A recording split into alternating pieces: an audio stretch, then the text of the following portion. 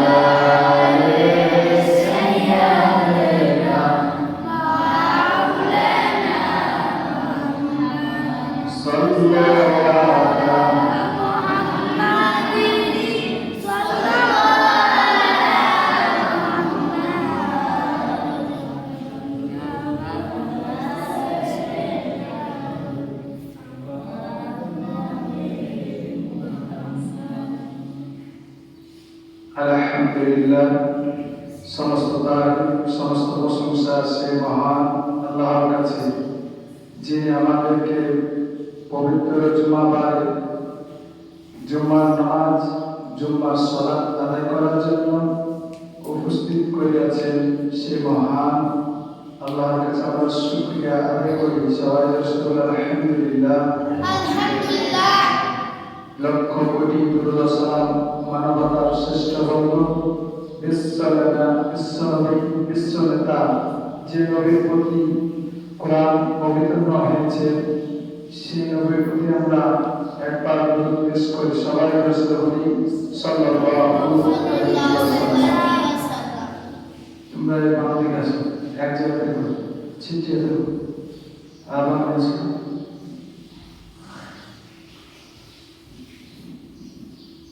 আমরা শাওয়াল মাসের দ্বিতীয় জুমায় উপস্থিত হয়েছে। শাওয়াল মাস এমন একটা মাস আমরা জানি এই মাসে আমাদের নবী করিম সাল্লাল্লাহু আলাইহি ওয়াসাল্লাম হজ প্রোগ্রামের জন্য ব্যবস্থাপনা করার প্রস্তুতি গ্রহণ করতেন। এই মাসটি হচ্ছে হজ প্রোগ্রামের জন্য প্রস্তুতি গ্রহণ করা। আমরা হজ কার উপর ফরজ? হজ হচ্ছে ওই ব্যক্তির উপর ফরজ যার হচ্ছে সমর্থ থাকে। সমর্থ থাকাকালীন যে হজ করবে না তাকে আমাদের ময়দানে হিসাব দেওয়া লাগবে। সমর্থ থাকাকালীন হজ করা ফরজ। ঠিক তেমনই আমাদের সামনে কুরবানি, এই কুরবানি প্রস্তুতি করার জন্য আল্লাহ তাআলা বলেছেন ওয়ালিকুল্লি উম্মাতিন জাআলনা মানসাকান লিয়াযকুরু ইসমাল্লাহি আলা মা রাযাকাহুম মিন বিহিমাতিল আনআম।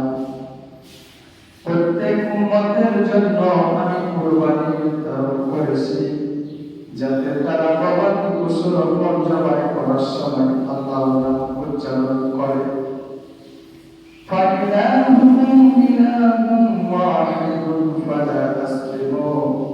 তোমাদের মাবুদ এক, তারই আদেশ মান্য করো।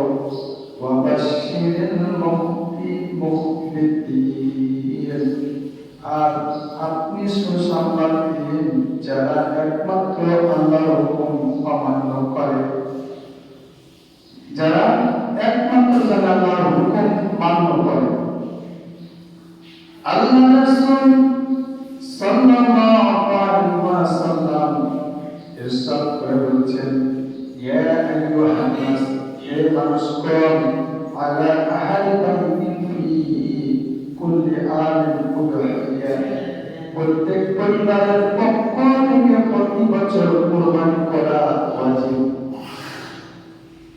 আল্লাহ রাসূল সাল্লাল্লাহু আলাইহি ওয়াসাল্লাম মানুষকে ডেকে বলছেন, হে মানুষ, তোমাদের জেনে রাখো, তোমাদের প্রত্যেক পরিবারের পক্ষ থেকে প্রতি বছর কুরবানি দেওয়া ওয়াজিব।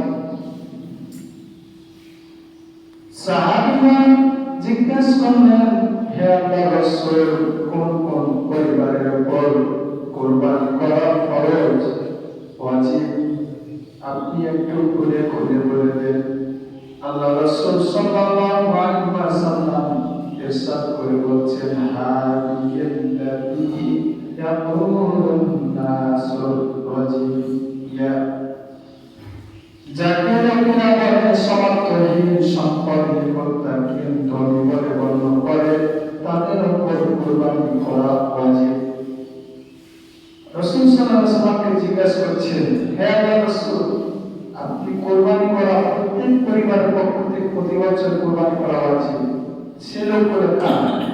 তারা হচ্ছে যারা লোকেরা বলে এই ধনী, এই হচ্ছে অনেক সম্পদওয়ালা, এরা মুত্তাকি, মুকিম, স্বাধীন, ধনী বলে গণ্য করে, আমরা করি না? এই ব্যক্তিরা অনেক ধন সম্পদ আছে, এই ব্যক্তিরা অনেক সম্পদ আছে, এই ব্যক্তিরা অনেক টাকা আছে, এই ব্যক্তিদের স্বাধীন, এর কোনো চিন্তা নাই, ভাবনা নাই, এর টাকার চিন্তাই নাই, এবং এরকম বলে আমরা ধনী গণ্য করি না? এই ধনী গণ্য ব্যক্তির জন্য কুরবানি করা হচ্ছে ওয়াজিব। আল্লাহ রাসূল সাল্লাল্লাহু আলাইহি ওয়াসাল্লাম আরো ইরশাদ করে বলেছেন, মান কানা লাহু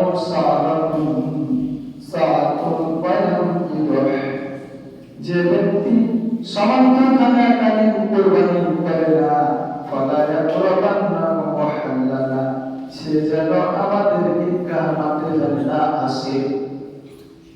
আল্লাহ রাসূল সাল্লাল্লাহু আলাইহি ওয়াসাল্লাম বলেছেন, যে ব্যক্তি সামর্থ্য থাকাকালীন কুরবানি করে না, ওই ব্যক্তি যেন ঈদগাহ মাঠে না আসে। এটা আল্লাহ রাসূল সাল্লাল্লাহু আলাইহি ওয়াসাল্লাম বলেছেন, ওয়ার জন্য ঈদুল আযহা নয়, ওয়ার জন্য নয়, যারা হচ্ছে সামর্থ্য থাকাকালীন কুরবানি করে না। আর কুরবানি করা তৎপর্যায়ে একটু বুঝতে পারি কি, সামর্থ্য থাকাকালীন আমরাকে কুরবানি দিতে হবে। তাই আমরা কুরবানি জিনিসটা কোথা থেকে পাচ্ছি? সে আদম থেকেই সৃষ্টি হয়েছে কুরবানি। কুরবানি মানে শেষ করে দেওয়া, আল্লাহ রাস্তায় শেষ করে দেওয়া, শেষ। আমি এখন টাকা দান করলাম, এটা একটা কুরবানি। আমি কোন উদ্দেশ্যে মানুষকে সাহায্য করলাম, কোন টাকা পয়সা, ধন সম্পদ, জিনিসপত্র দিয়ে, এটা একটা কুরবানি, মানে শেষ করে দেওয়া, এই কুরবানি। আর আমাদের যেটা বলছেন আল্লাহ রাসূল সাল্লাল্লাহু আলাইহি ওয়াসাল্লাম, ওই কুরবানি আলাদা। এখানে বলছেন পশু কুরবানি দাও, যে ইব্রাহিম আলাইহিস সালাম তার সন্তানকে আল্লাহর সন্তুষ্টির জন্য কি করেছিলেন? আল্লাহর রাস্তায় কুরবানি করেছিলেন। সে আমাদেরকে কুরবানি, পশু কুরবানি দিতে হবে। তাই আল্লাহ রাসূল সাল্লাল্লাহু আলাইহি ওয়াসাল্লাম বলেছেন, হে ইয়া আইয়ুহান নাস, হে মানুষগণ, বলছে আলা আহলি বাইতি, জেনে রাখো, ফি কুল্লি আমিন উহিল্লা, প্রত্যেক পরিবারের পক্ষ থেকে কুরবানি করা ওয়াজিব। কারণ সাহাবীরা জিজ্ঞেস করছে, হে আল্লাহর রাসূল, প্রত্যেক পরিবার থেকে কুরবানি করা ওয়াজিব, সে লোকগুলো কারা? তখন আল্লাহ রাসূল সাল্লাল্লাহু আলাইহি ওয়াসাল্লাম বলেছেন, হাদিয়াল্লাযী ইয়াকুলুন নাসু ওয়াজিবিয়া, যারা হচ্ছে, যে লোকেরা, যারা বলে কি এই লোকটা অর্থ সম্পদ, ধন সম্পদ, গরিব নয়, স্বাধীন, তার টাকা পয়সা চিন্তা নাই, ধনী বলে গণ্য করি, সেই ব্যক্তির উপর হচ্ছে কুরবানি করা ওয়াজিব। এখন কুরবানি আমরা করি না, অনেকে এর মধ্যে মতভেদ অনেক আমরা বিপর্যয় হয়ে যায়। কোরবানিটাকে আমরা এমন বিপর্যয় হয় তো আমরা কোরবানি করেই শেষ করে দিই, কি পশু কোরবানি করতে হবে এটা আমরা সবাই মান্য করি, কিন্তু কোরবানির সাথে শর্ত আছে কি ফাসাল লিলি রাব্বিকা ওয়ানহার সূরা কাউসারের 2 নম্বর ফাসাল লিলি তোমরা নামাজ পড়ো ওয়ানহার তারপর জবাই করো কুরবানি করো ফাসাল লিলি রাব্বিকা ওয়ানহার এই হচ্ছে তোমরা আগে নামাজ পড়ো এবং তারপর জবাই করো কুরবানি করো। ইব্রাহিম আলাইহিস সালাম তার কুরবানি আল্লাহ তাআলা এত পছন্দ করেছেন সবসময় ইন্নী ওয়াজহাতু ওয়াজহিয়া লিল্লাযী ফাতারাস সামাওয়াতি ওয়াল আরদা হানিফান ওয়া মা আনা মিনাল মুশরিকিন। নিশ্চয় আমি কোন এমন একদিকে মুখ ফিরিয়ে দিলাম, আল্লাহ তাআলার দিকে মুখ ফিরিয়ে দিলাম, আর আমি কোন শিরকের মধ্যে অন্তর্ভুক্ত নই, মুশরিকের কাতারে নই।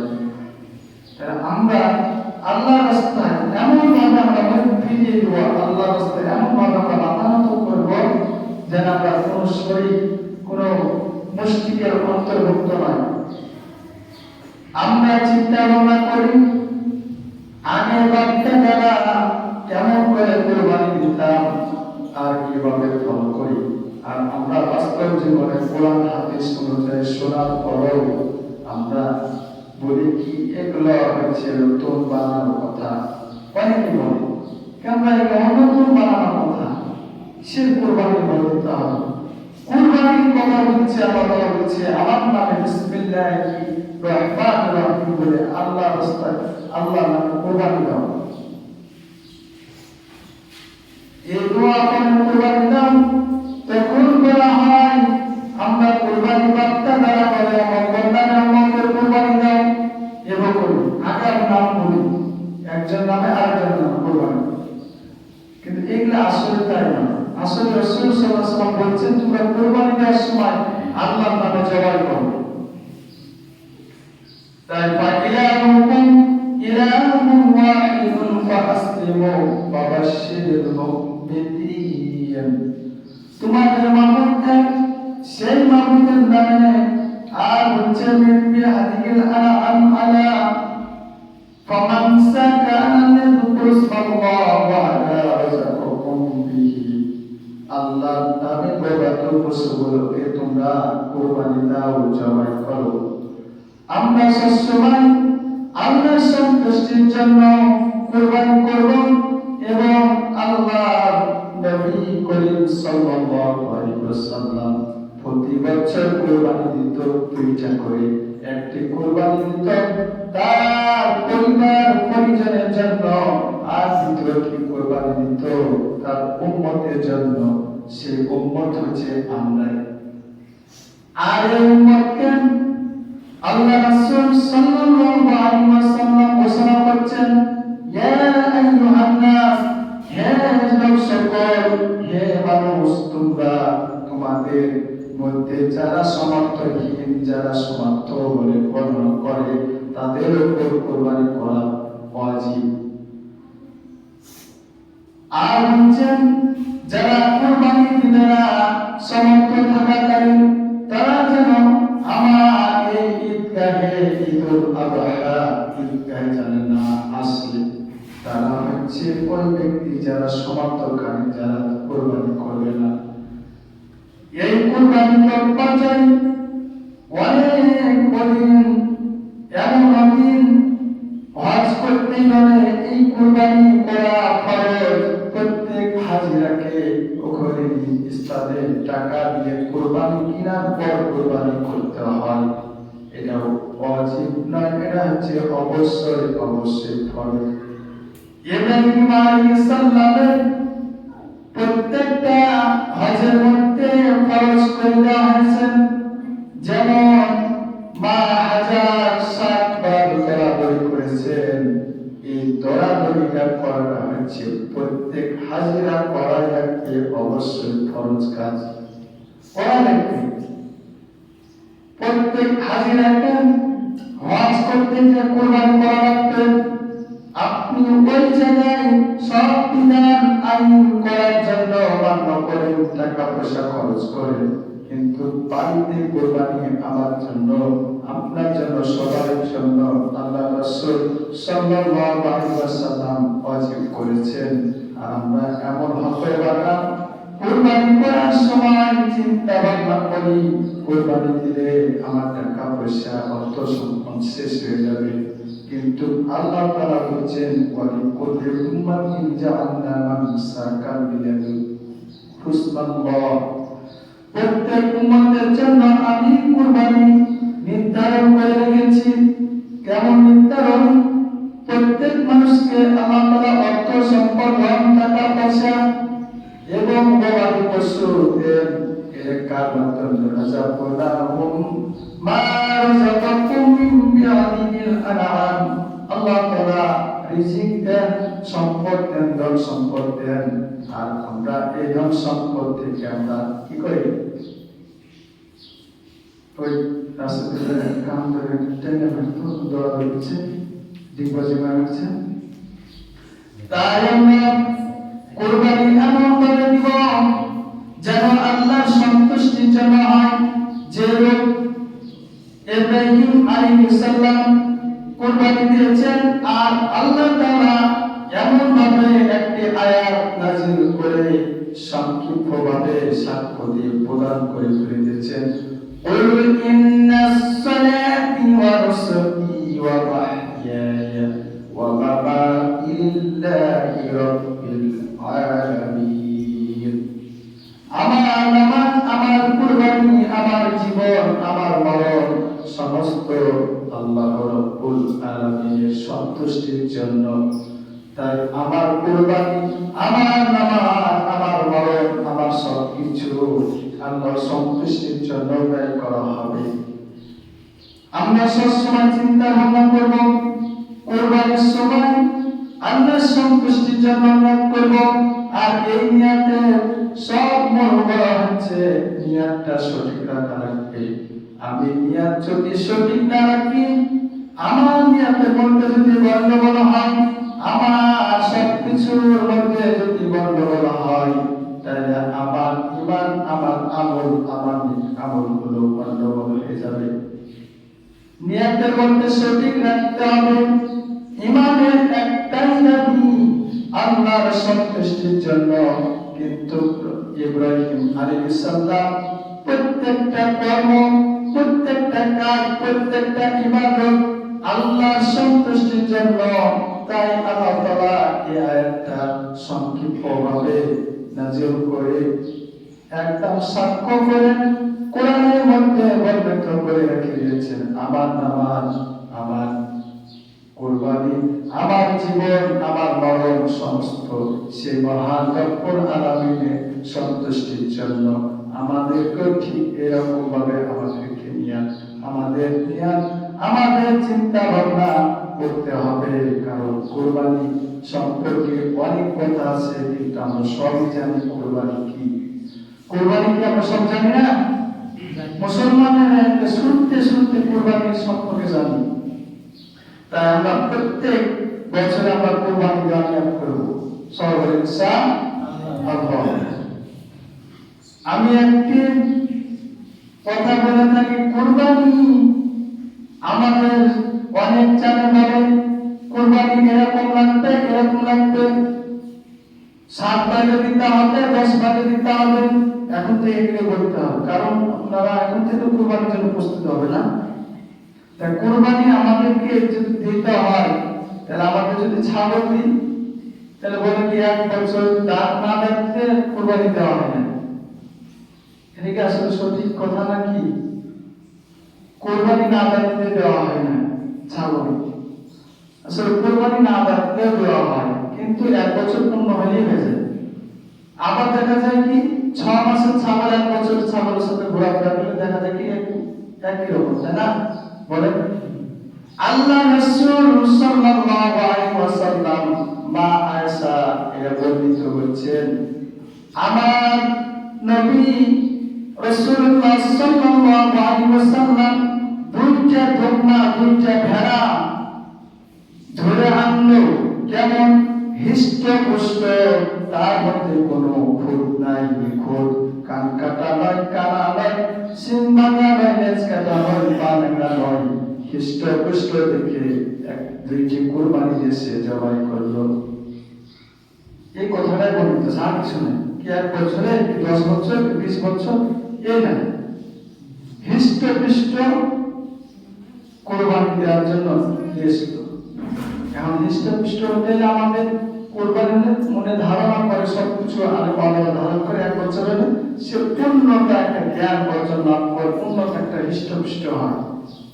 6 মাসে দেখা যায় কিছু ছাগল 1 বছর সাথে মিশে যায়, হৃষ্টপুষ্ট হয়, স্বাস্থ্যবান হয়, তাই না? এরকম ধরনের আমরা কোরবানি নেব।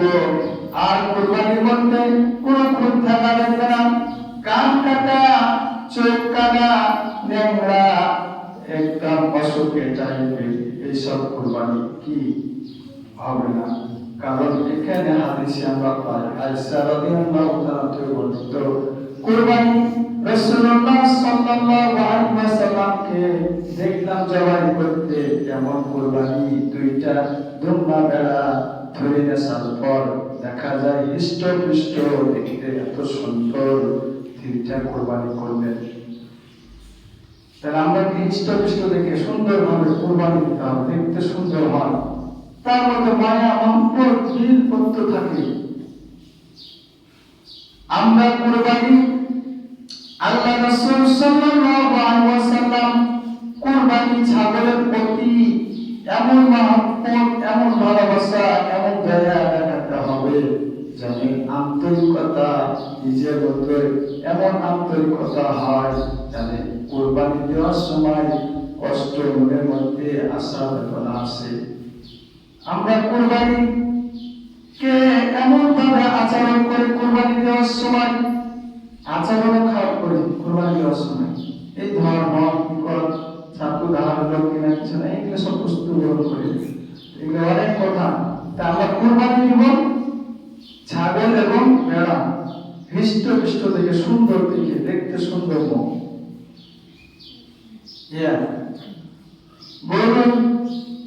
গরুর সমর্থে আল্লাহ রাসূল গরু এবং দুম্বা মহিষ, এগুলো সম্বন্ধে আল্লাহ রাসূল সাল্লাল্লাহু আলাইহি ওয়াসাল্লাম ঘোষণা করেছেন গরু হচ্ছে 2 বছর, উট হচ্ছে 5 বছর, এই দুইটা জিনিস, মহিষ হচ্ছে 2 বছর, এই তিনটা জিনিস আমাদের কোরবানি দিতে হয় হলো বছর নির্ধারণ করে। কারণ ওদের কোনো পরিবর্তন হৃষ্টপুষ্ট বোঝা যায় না, যাই বলে ওদের বোঝা যায় না, তাই ওদেরকে কোরবানি দিতে হবে। গরু হচ্ছে 2 বছর, মহিষ হচ্ছে 2 বছর, উট হচ্ছে 5 বছর, এইভাবে কোরবানি দেয়। এগুলো আবার আল্লাহ রাসূল কোন সময় কোন বছর যতদিন বেঁচে ছিল, যতদিন কোরবানি দিয়েছেন, ততদিন একাই কোরবানি দিয়েছেন, কোনো ভাগে কোরবানি নাই, এরকম প্রমাণও নাই হাদিসে, কিন্তু দেওয়া যাবে, এটা হাদিস আল্লাহ রাসূল সাল্লাল্লাহু আলাইহি ওয়াসাল্লাম করেছেন, দেওয়া যাবে, কিন্তু প্রমাণ নাই আল্লাহ রাসূল করেছেন। তাহলে আমরা আল্লাহ রাসূল এবং ইব্রাহিম আলাইহিস সালামের সুন্নাত পালন করব নাকি, তাই না? তাহলে আমরা সবসময় চেষ্টা করবো একাই দেওয়া। 7 ভাগে দিলে কি হয়, 7 ভাগে দিলে কি হয়, ওই সমস্ত ভাগগুলো হয়, সবারই মন একই নয়, একই হয়। 7 জনের যদি আমরা কোরবানি দিই, আমরা 7 জনের মন মানসিকতা একই হয় না। কেউ মানসিকতা হয় কিস্তি তুলে টাকা দেয়, কেউ সুদের টাকা দেয়, টাকা জমা আছে ওই টাকা লাভজনক টাকা দিয়ে কোরবানি দেয়, কেউ চুরি করে কোরবানি দেয়, কেউ ডাকাতি করে কোরবানি দেয়, আর কেউ নিয়ত করে আমার বউ বাচ্চা আছে, গরু গোশত যদি না কোরবানি দিই মান সম্মান যাবে, এরকম নিয়ত অনেক বড় মিস থাকে না? 7 জনের কোরবানি আল্লাহ রাসূল সাল্লাল্লাহু আলাইহি ওয়াসাল্লাম বলেছেন 7 জনের কোরবানি দিতে হবে, একমাত্র কুল ইন্নাস সালাতি ওয়া নুসুকি ওয়া মাহইয়ায়া ওয়া মামাতি লিল্লাহি রাব্বিল আলামিন। সাচ্চার কুরবানি হচ্ছে নামাজ হতে হবে, কুরবানি হতে হবে তার জীবন, তার মরণ হতে হবে রব্বুল আলামিনের সন্তুষ্টির জন্য। সে আল্লাহর জন্য সন্তুষ্টি করার জন্য সাচ্চার কুরবানি দিতে হবে। সবচেয়ে উত্তম হচ্ছে একাই কুরবানি দেওয়া ভালো। যদি দুইটা ছাগল না পারেন একটাই দেন, দুইটা ভেড়া না পারলে একটাই দেন। গরু যদি আপনার অধিক সামর্থ্য থাকে গরু দেওয়ার, গরু একটাই দেন। কিন্তু সাথে ঝামেলা হয়, কিন্তু দেখা যায় 7 জনের মধ্যে একজন নামাজ পড়ে আর বাকি 6 জন নামাজ পড়ে না।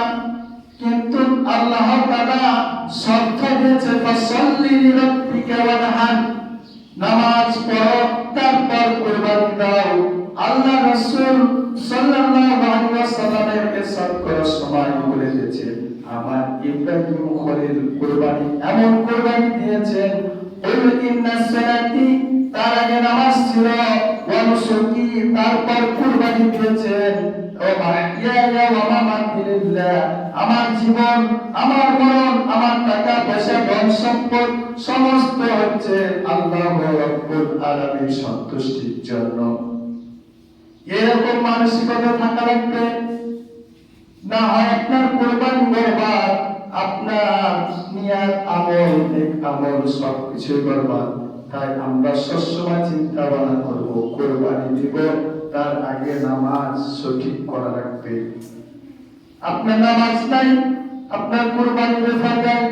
কারণ আল্লাহ তাআলা বারবার করে আমি বলছি কথা নাই, কারণ আল্লাহ তাআলা আয়াত নাযিল করে যদি বলে যায়, যদি আপনি আয়াত নাযিল করার পর যদি অস্বীকার করে বুঝবেন না করবেন না, আপনি নিজের মন গড়ার মতন আইন, নিজের মন গড়ার মতন আপনি কুরবানি, নিজের মন গড়ার মতন নামাজ সবকিছু যদি করেন, তাহলে আপনার নেক আমল বিপরীত হয়ে যায়, বিফলতা হয়ে যায়, বেকার আপনার অযথা করা হবে।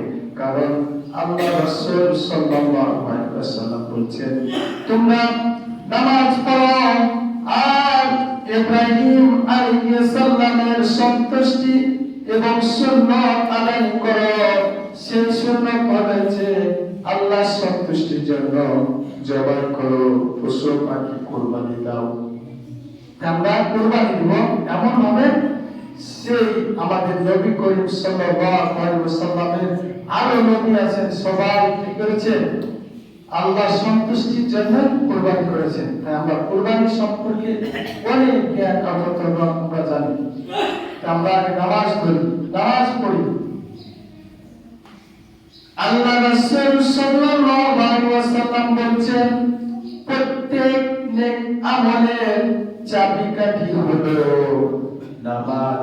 নামাজ নাই আপনার রোজা হয় নাই, আপনার নামাজ নাই আপনার কুরবানি হয় নাই, আপনার নামাজ নাই আপনার হজ হয় নাই, আপনার নামাজ নাই আপনার দান সদকা হয় নাই।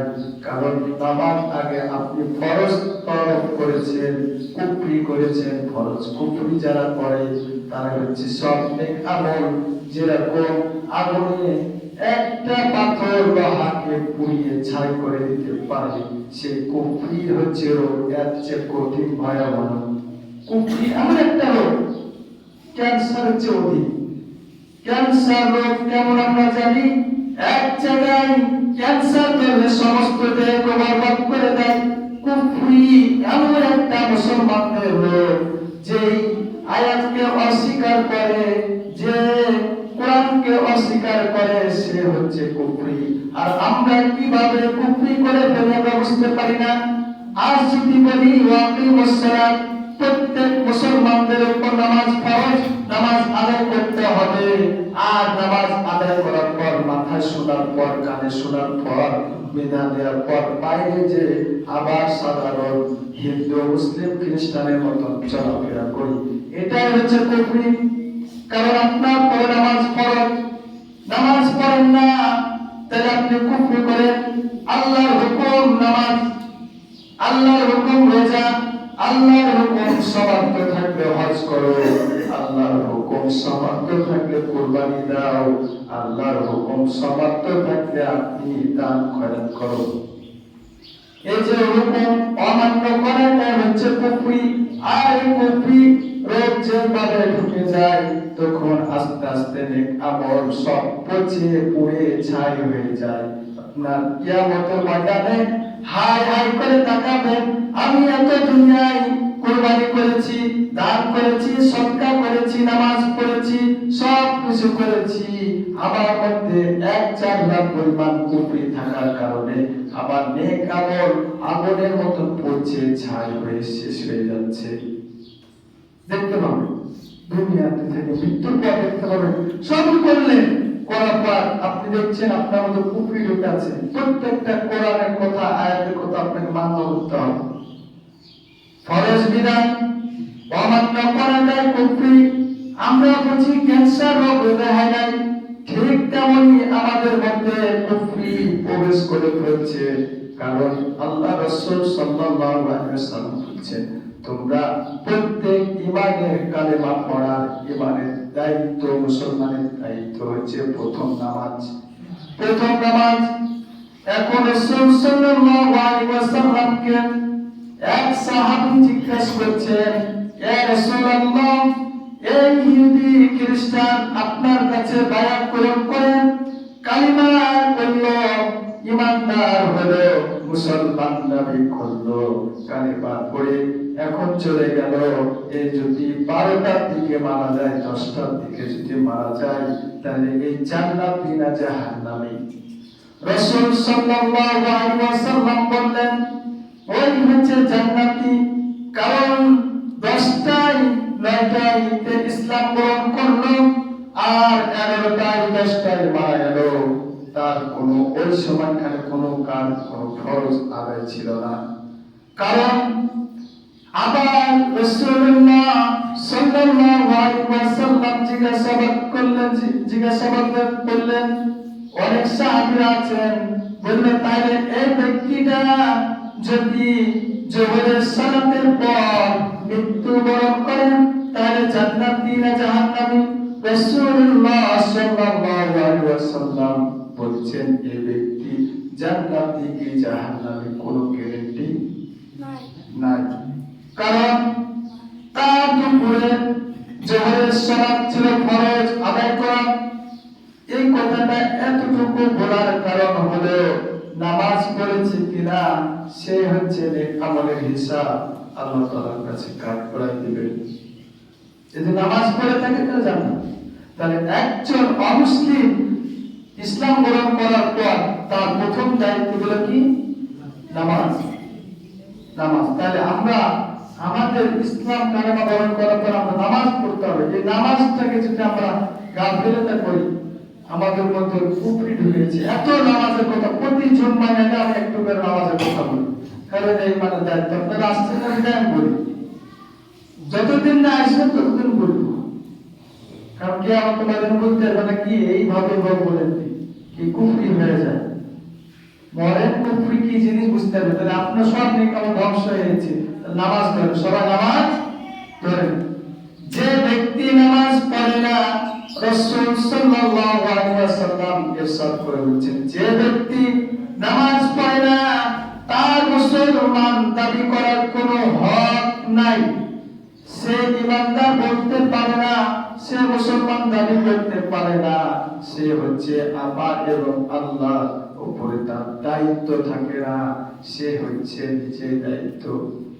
তাহলে আপনি নিজে যদি দায়িত্ব হন, আপনার টাকা পয়সা ধন সম্পদ দিয়ে কি করতে পারবেন না? জান্নাত কিনতে পারবেন? তাই আল্লাহ রাসূল সাল্লাল্লাহু আলাইহি ওয়াসাল্লাম বলেছেন, তোমরা কুরবানি দাও, তার আগে নামাজ পড়ো। প্রত্যেকটা নেক আমলের পিছে সূত্র হচ্ছে নামাজ। সূত্র কি? নামাজ। তাই আমাদের নামাজ পড়তে প্রথমত আমরা যেন নামাজ কায়েম করি আর আল্লাহ যত বিধান আছে তার সাথে সাথে আমরা মান্য করি। সবাই জোরে বলি আমিন। ওয়া আলহামদুলিল্লাহি রাব্বিল আলামিন। আমরা সবাই শুনলাম।